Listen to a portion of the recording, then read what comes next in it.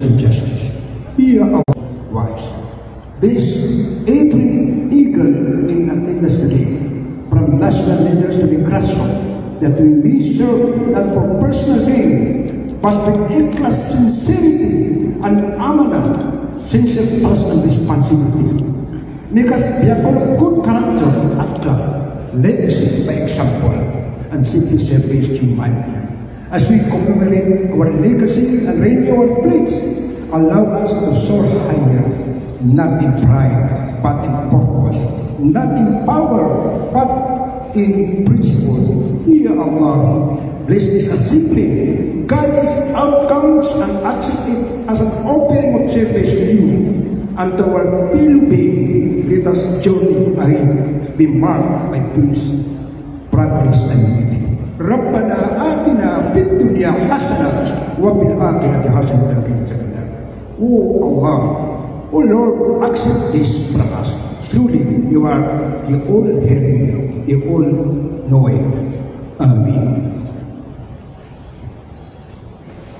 May we also call our Kuya NBI Chaplain, Bishop Bong Bantige for the Christian prayer.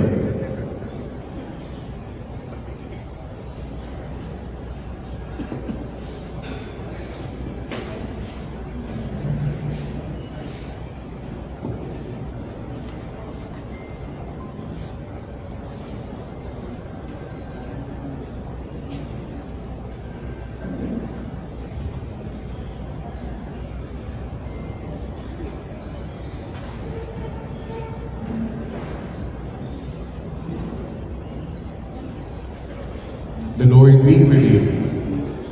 Let us pray. Heavenly Father, we come before you today with hearts full of gratitude as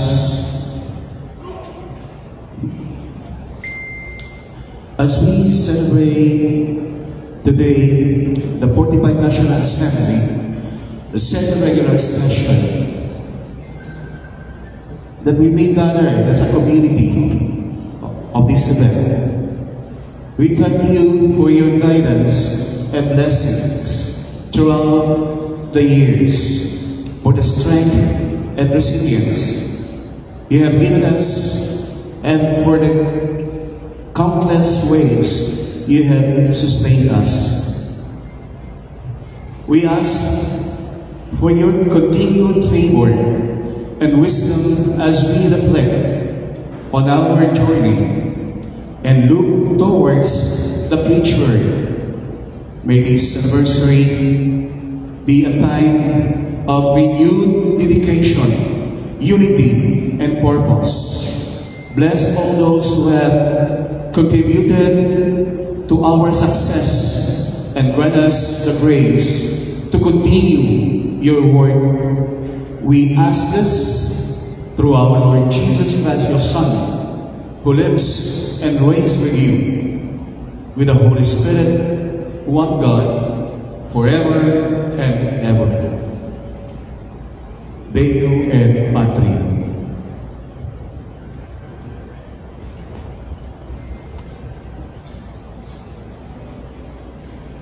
And now for our universal prayer, followed by the Philippine National Anthem.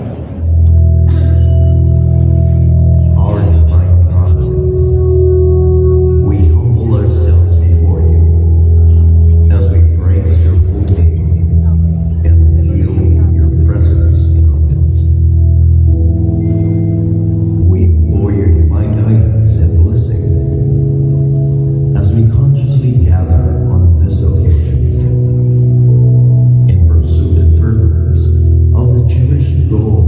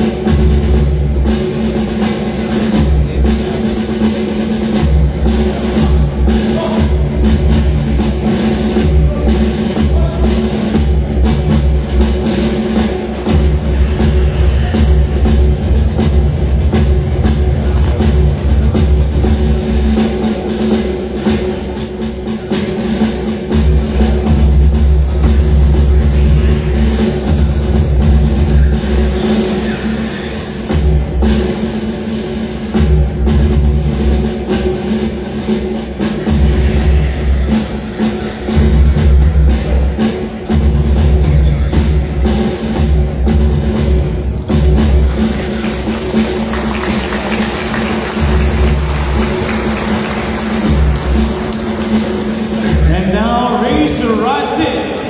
And together, it's Sing with Pride, our Philippine Eagles here.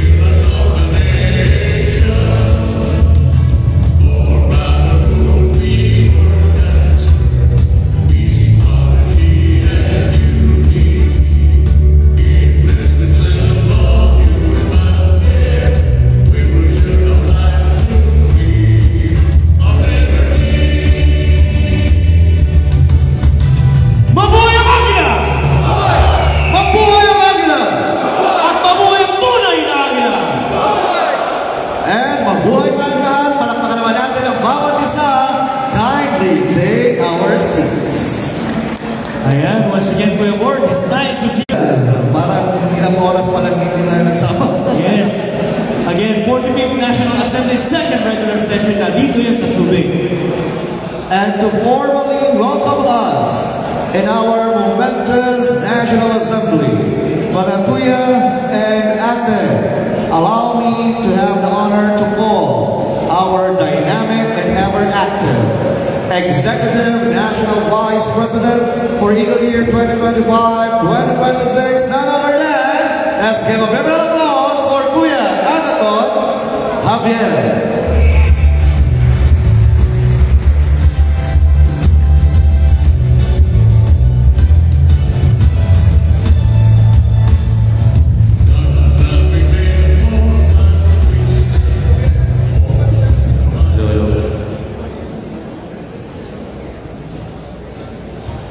Magandang umaga po sa ating lahat.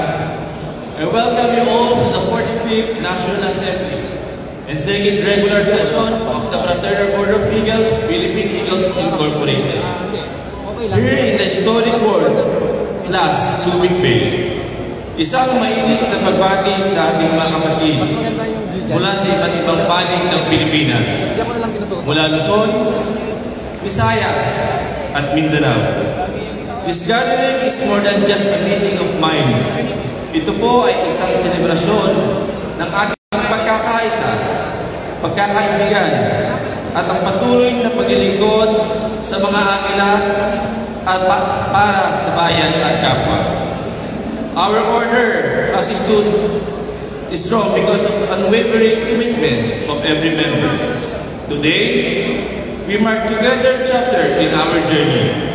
Isang pagkakataon para maiplano, mapagtanaw, magbalik-tanaw, at higit sa lahat, magsama-sama bilang isang pamilyang Agila.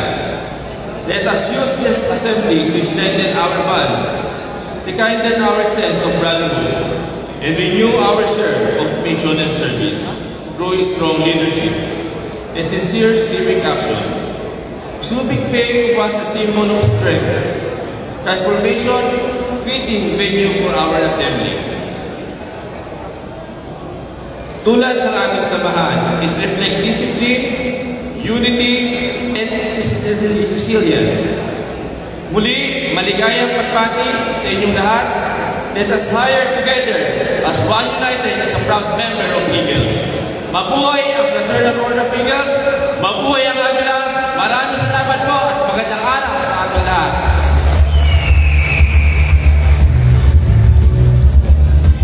you once again to our Executive National Vice President Eagle Kuya Agaton Javier.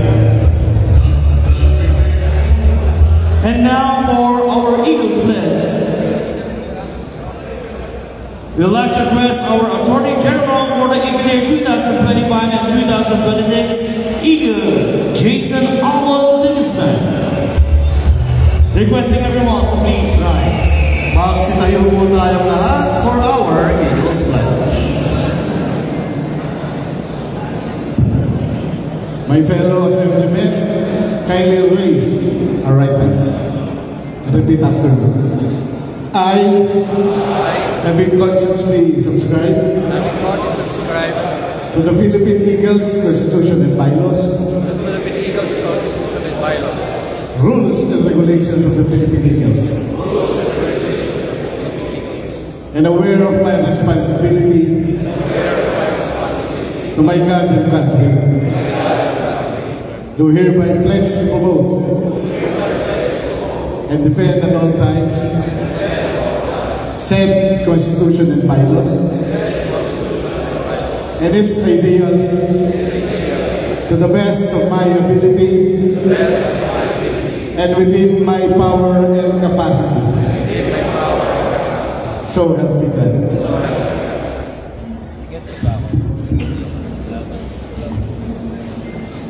Thank you very much to our Attorney General, Eagle Jason Almond P. de Guzman. And for the acknowledgement and roll call, allow me to call our National Assembly Secretary, none other than Eagle Sultan Ansari, Kuya Sasa P. Maongko.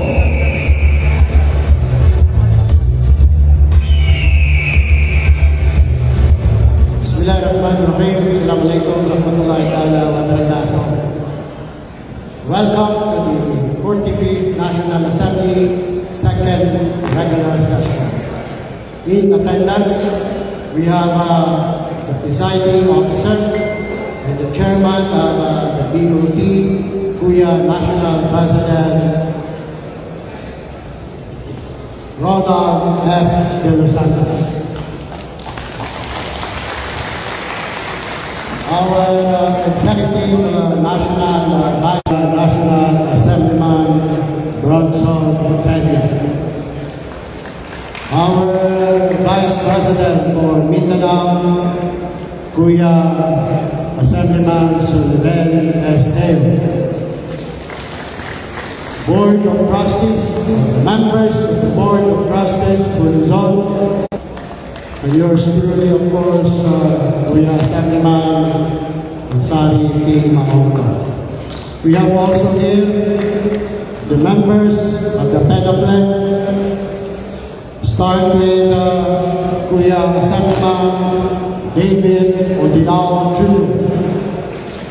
Kuya Assemblyman Eduardo S. Madrid. Introduce him.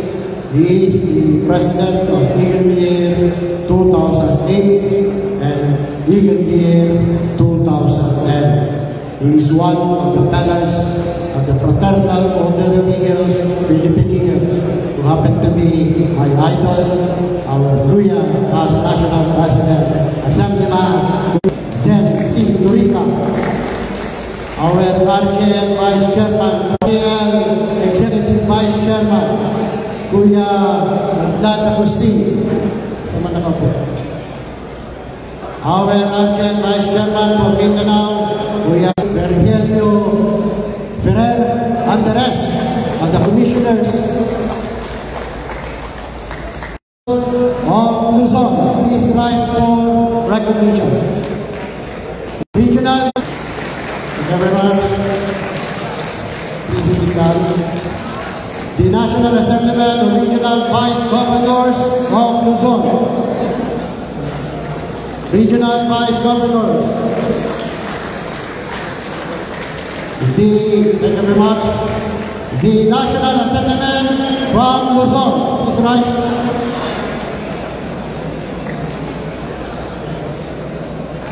Thank you.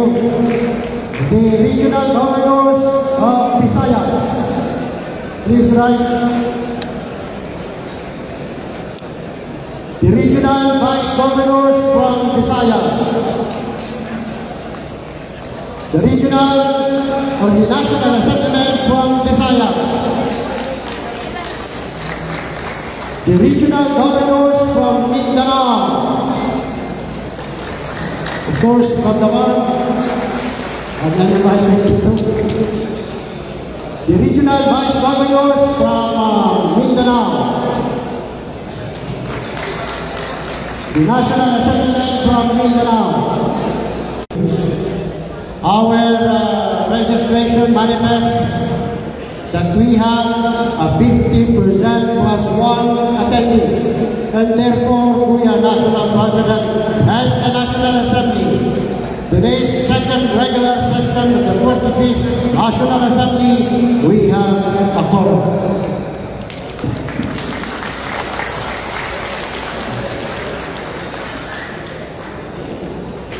Thank you very much to our Kuya Sasa Maongo. We'd like to call on our Executive Bill Director, Eagle Maximo Dondon Adjuri.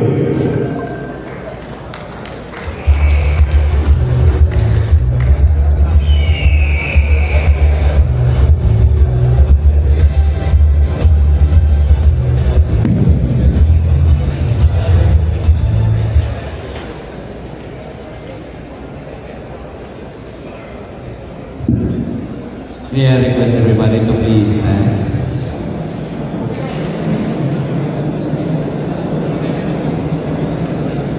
And let us raise our right hand or strong hand as we take our oath as member of the National Assembly. And repeat after me. I, Eagle, state your name. Having been duly elected or appointed Eagle's Constitution and believing in its capabilities as a self-reliant, first Philippine-born fraternal socio-civic organization, do hereby solemnly make an oath that I shall defend and uphold at all times the said Eagle's Constitution, as well as all laws, rules and regulations duly promulgated by the and moral code of ethics as the ultimate measure of my conduct and judgment relative to my dealings with the Philippine Eagles and fellow members of the National Assembly. So help me God. Thank you so much, our Executive Bill Director for the Eagle year 2025 and 2026. So at this juncture, I'd like to hand over this microphone to our National Assembly Majority Floor Leader and also one of the National Bill Director, Eagle Rodelia T. Desel, for the reading and approval of the minutes of the previous National Assembly.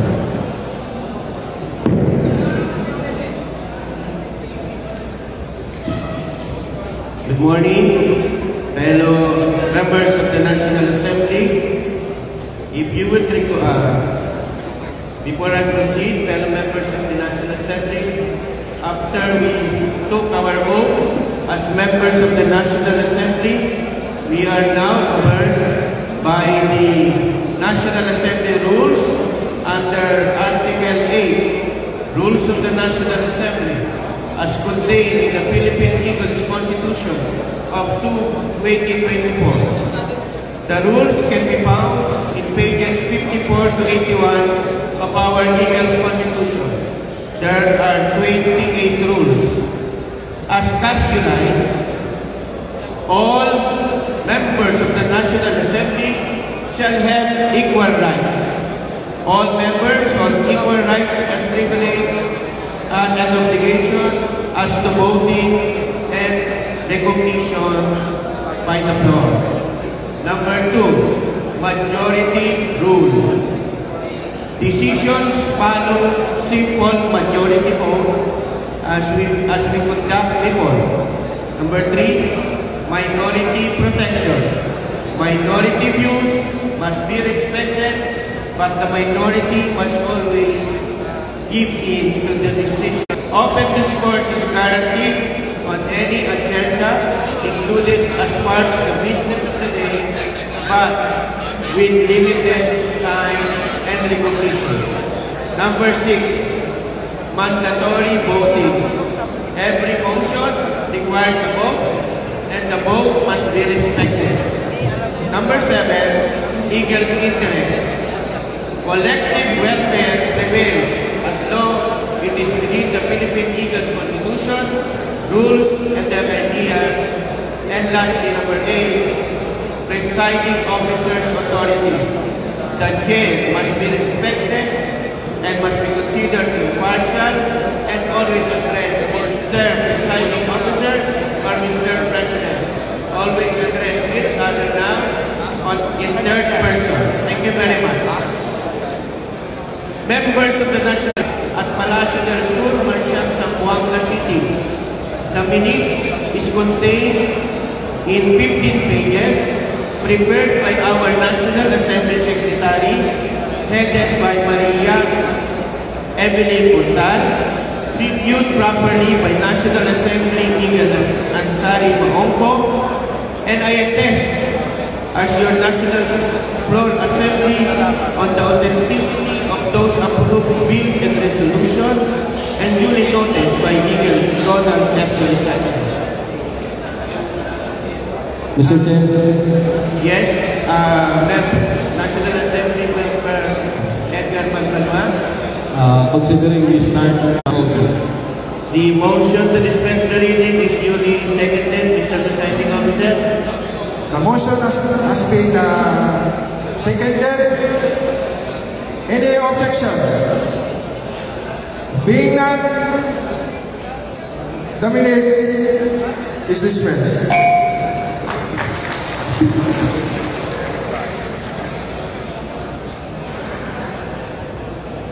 Mr. Chair. Yes. Mr. Chair.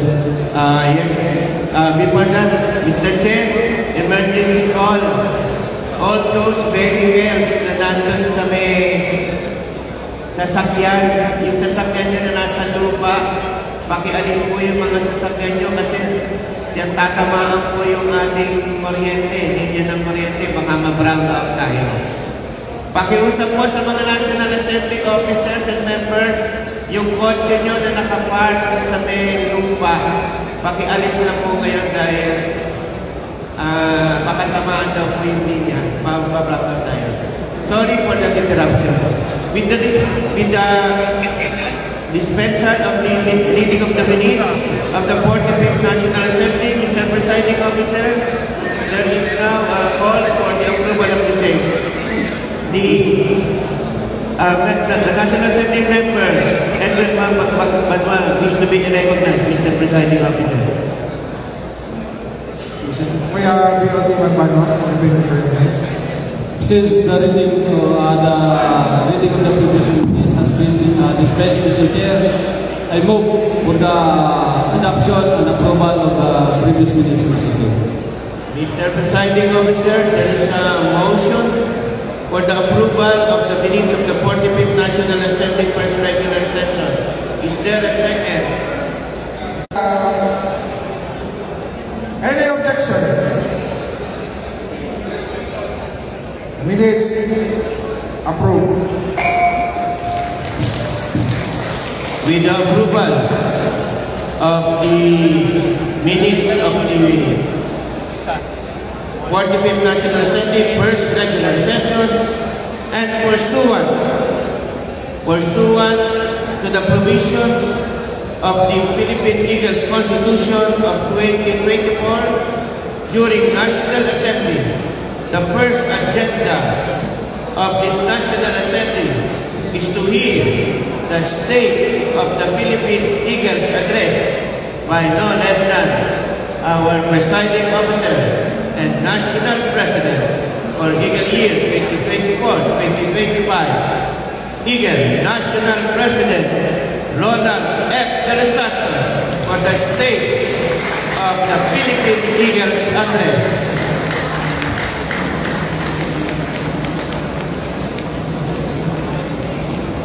Thank you so much, Majority Floor Leader Gagawin. Mga kuya natin, please sit down. Bago ko muna magpasalamat sa Panginoong Diyos sa lahat ng mga biyaya at kaligtasan na ipinagkaloob sa buhay natin. Amen! Of course, binabati ko po kayong lahat to our Attorney General, to all the pinapli na nandito, to all the Board of Trustees, ENBP, of course, the BP for Visayas and Mindanao, all the tribunals present here, the RJL Chairman, the SPD, the EPD, our National Treasurer, the Secretary General, of course, our Chief of Staff, mga kuya from Mindanao, please stand up to be. Okay, thank you so much. Majority from Luzon, maraming salamat. Palakpakan po natin.